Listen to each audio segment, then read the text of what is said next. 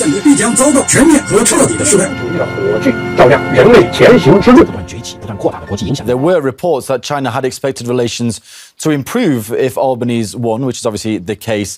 Do you believe those predictions are still realistic? And if so, what do you think he can do specifically to boost those relations with China?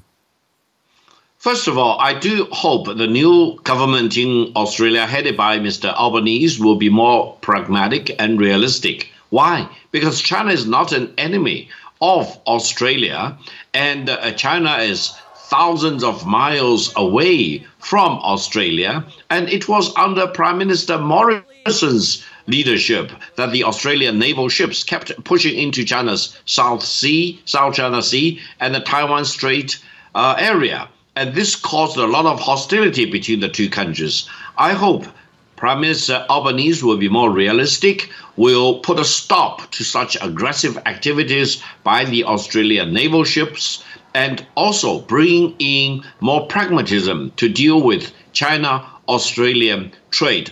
No country in the world can replace the huge market demand in China for Australian commodities, and to promote peaceful relations between China and Australia is in the fundamental interest of the Australian people. I hope Mr. Albanese will listen to the voices of the people in Australia and do the right thing rather than continue to sabotage China-Australian relations.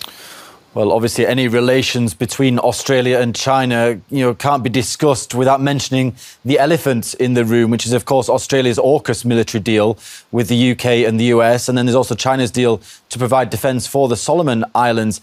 It doesn't look like that AUKUS deal will be going anywhere now. And those ships you mentioned in the China Sea might very well continue to sail there from Australia.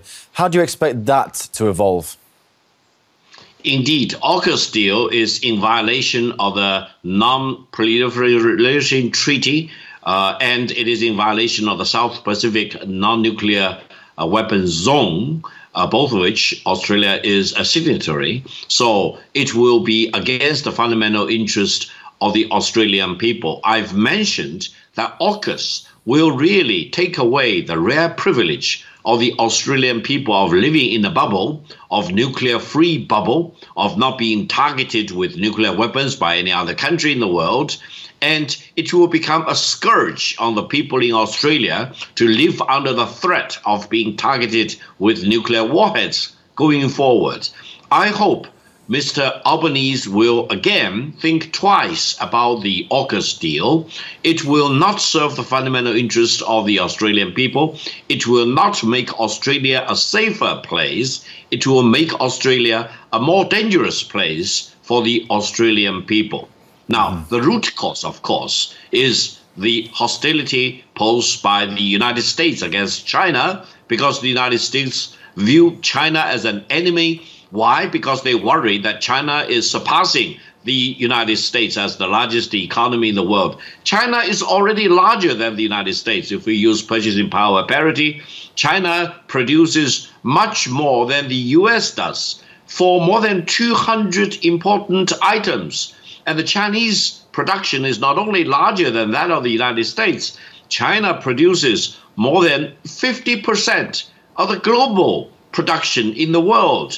So the United States need to come to terms with the fact that they live with a larger China, more impactful of China, and they will not serve the fundamental interest of the American people to view China as an enemy. Well, China is certainly quite the powerhouse, and we wait to see how those relations between China and Australia evolve under Albanese. And I'm sure